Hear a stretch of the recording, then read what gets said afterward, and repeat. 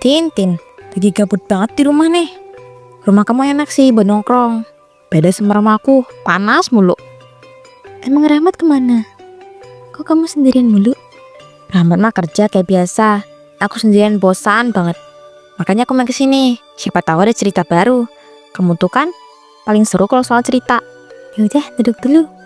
Aku baru selesai bersihin dapur juga. Dapur, kamu pasti masak ya? Dari luar aja udah kecium nih baunya. Masak apa nih?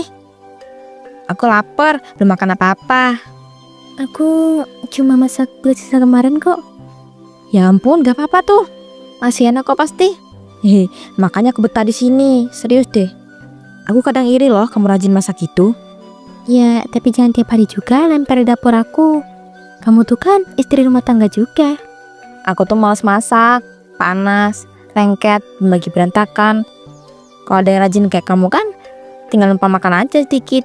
Neni, sedikitnya kamu tuh kadang gak sedikit. Tiap hampir hanya makanan, terus bungkus.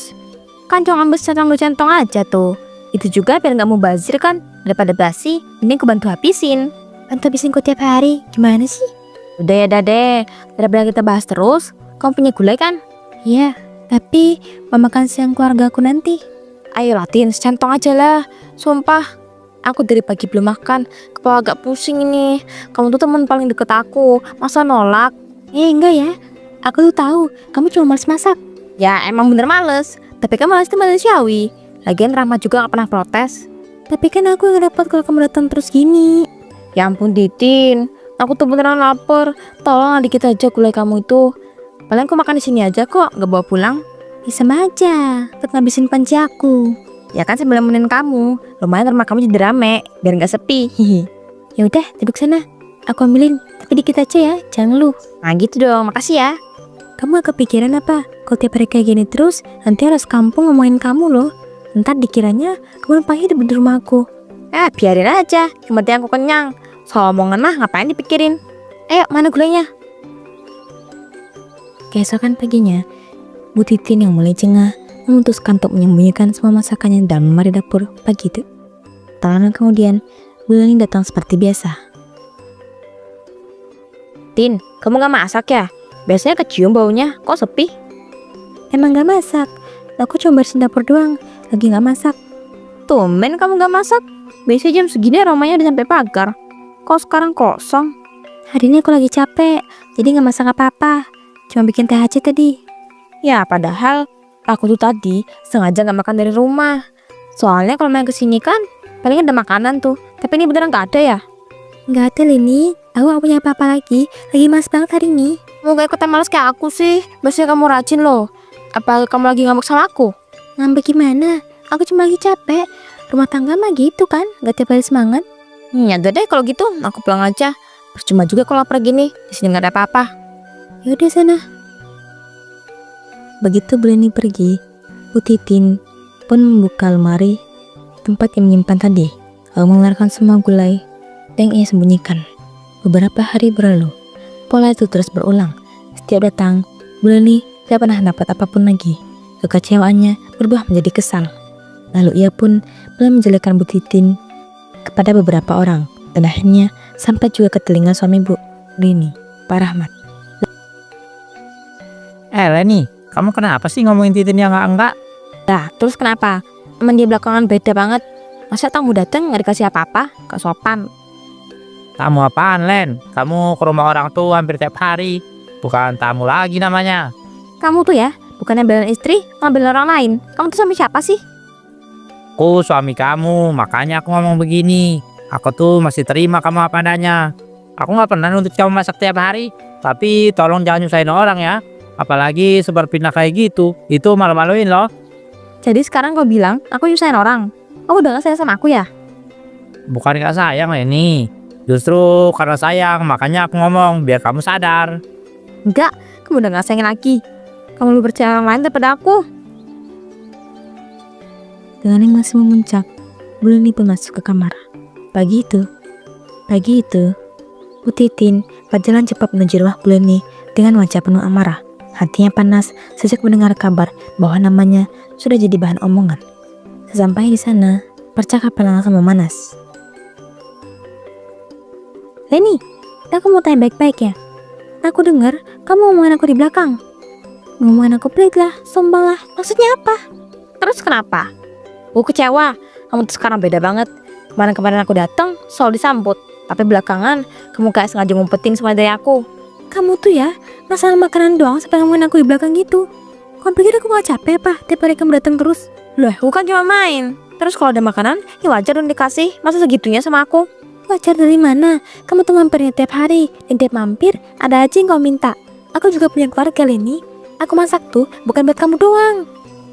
Padahal dulu kamu tuh baik, gak pernah protes. Sekarang udah berubah banget. Karena aku capek, Len. Siapa suruh kamu ke rumah orang terus? Kamu tuh kalau main cuma duduk terus nunggu aku buka tutup panci. Ya malah kesel lah. Jadi kok malu gitu punya aku di rumah kamu? Bukan masalah malu ya. Ini karena kamu numpang hidup di dapur aku. Suara keduanya semakin naik. Mereka pun mendekat dan hampir saja terjadi pertengkaran. Tapi tiba-tiba, Astagfirullah, ini kenapa ribet-ribet begini? Kalian berdua kenapa?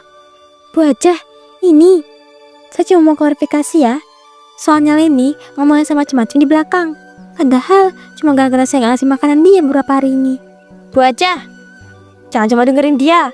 Dia itu tiba-tiba berubah, kayak sengaja ngajarin saya. Saya cuma main doang ke rumahnya, gak lebih.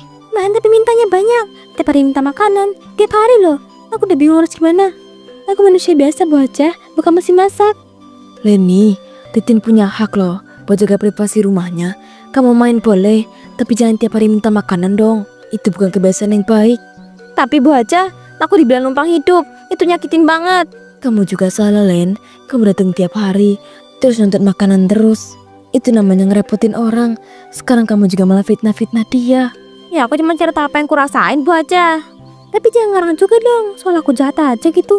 Udah. Hidup bertetangga, jangan saling kayak gini. Titin wajar kalau kesel. Kamu juga harus belajar masak sendiri ya. Dan gak bergantung begitu, Leni. Ya udah, terserah kalian mau bilang apa. Capek dengernya. Kalian gak ngerti apa yang kurasain. Sejak pertengkaran itu, Bu Leni dan Bu Titin sudah tak berbicara lagi. Suatu hari, Bu Leni berniat buruk. Ia diam-diam datang ke rumah Bu Titin ketika ia rasa Bu Titin tidak ada. Pintu dapur kebetulan terbuka. Begitu masuk, ia melihat panci gula di kompor. Tanpa ragu, ia pun memasukkannya ke mangkuk yang sudah dibawanya. Aduh, wangi banget nih. Lumayan lah bawa makan siang di rumah. Lagian dia gak mau ngasih aku lagi. Leni, kamu ngapain di dapur aku? Aku cuma mau ambil dikit Titin. Gak usah begitu. Gila ya kamu, masuk ke rumah orang tanpa izin, ambil makanan lagi. Lebay amat sih. Cuma gula doang, bukan emas. Itu masakan aku, kamu gak punya malu apa? Kamu aja makanya pelit. Dulu kamu baik, sekarang berubah. Aku berubah karena kamu yang keterlaluan. Dan tiap hari, sekarang sampai nyolong. Jangan bilang aku nyolong dong. Cuma ambil dikit. Dikit apanya? Kau bawa mangkok dari rumah itu segede itu. Itu mah bukan dikit, Len. Kamu tuh ya nyolot terus. Makanya aku malas sama kamu sekarang. Justru aku yang malas sama kamu. Gak tahu diri, masuk ke rumah orang seenaknya. Sekarang keluar kamu. Dasar. Aku sumpahin hidup kamu gak tenang mulai sekarang. Sumpahin aja sana. Yang penting kamu keluar. Malam itu, Pak Rahmat menatap istrinya yang kelihatan kesal. Ini pertama ya, kamu masuk rumah orang tanpa izin. Kedua, kamu ambil makanan orang tanpa bilang. Itu namanya usahin dan bikin malu keluarga kita loh. Kamu tuh gak ngerti perasaan aku. Lagian juga pelit. Bukan pelit, Len. Dia cuma capek. Kamu kan hampir tiap hari ke rumahnya minta makanan. Lama-lama orang pasti gerah lah. Kau bilang dia lagi. Aku cuma gak mau, Len. Kamu jadi omongan buruk di kampung gara-gara hal sepele begini. Sepele dari mana? Ini gede buat aku. Aku malu loh diperlakukan kayak gitu sama Titin. Ya, bikin kamu malu tuh kelakuan kamu sendiri, Len. Bukan Titin. Kamu bisa belajar masak, Len. Biar gak tergantung sama dia terus. Alah, kamu pikir gampang apa? Ya, justru itu. Kalau mulai-mulai ya gak bakal bisa. Keesokan paginya, dengan wajah cemberut, Bu Leni mencoba memasak sendiri. Lalu setelahnya memanggil suaminya yang bersiap berangkat kerja. Rahmat, sini coba dulu deh masakan yang aku bikin. Ya, sini-sini aku coba. Enak kok, Len. Serius ini enak. Ada rasanya, tinggal nanti makin lama makin mantap kok. Bohong kamu. Kamu pasti cuma mau membaikan biar aku senang. Lah, ngapain aku bohong? Aku kan suami kamu. Baik aku yakin, aku coba sendiri deh. Ih, apaan nih? Aneh banget rasanya. Garamnya kebanyakan, bumbunya kurang.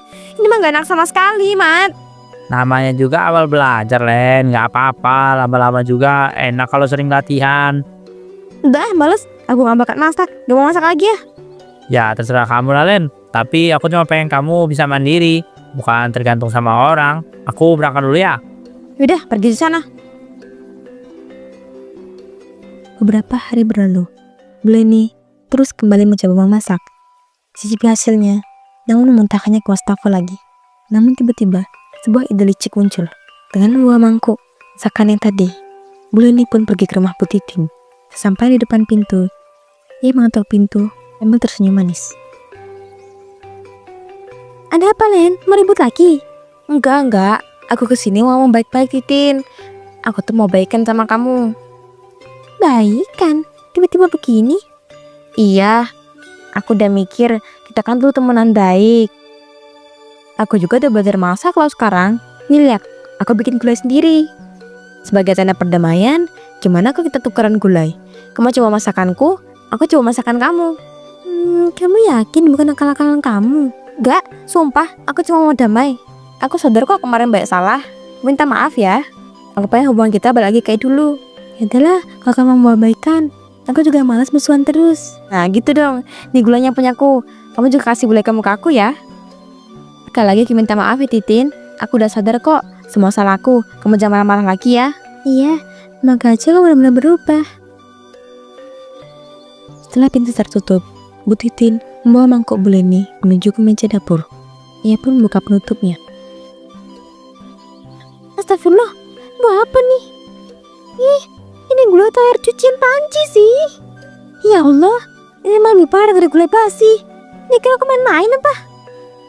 Ih, aku udah lulu, udah mau baikan. Dikasih makanan kayak gini, senaknya banget sama aku.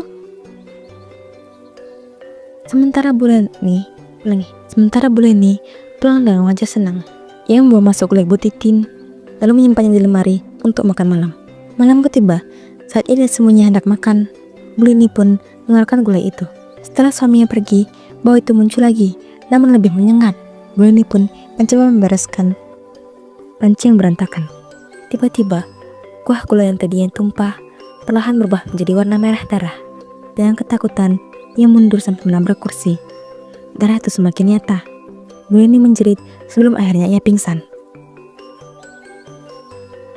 Sejak malam itu, Buleni pun kapok dan tak berani lagi melakukan hal yang aneh ataupun berniat buruk pada orang lain ataupun Bu Titin.